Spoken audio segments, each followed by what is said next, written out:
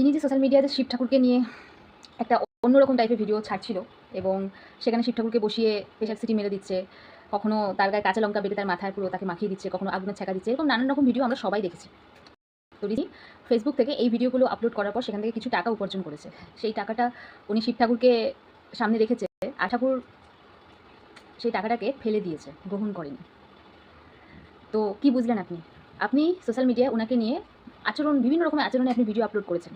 আপনি সবাইকে এটাও বলেছেন যে আমি এরকম ভিডিও আরও বানাবো, তোমরা তোমাদের মতো আরও ভিডিও বানাও, আমি ভাইরাল হতে চাই, তাই আমার টার্গেট শিব ঠাকুর, কারণ উনি আপনার সব কিছু নষ্ট করে দিয়েছে, বা আরও অনেক কিছু আপনি বলেছেন।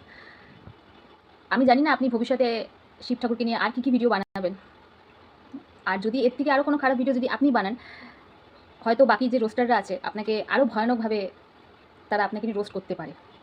আপনাকে আমি এটুখানি শুধু বলতে পারি যে শিব ঠাকুরকে নিয়ে আপনি ভিডিও বানান, কিন্তু সেটা একটা শ্রদ্ধা, একটা ভক্তি ভরে ভিডিও বানান।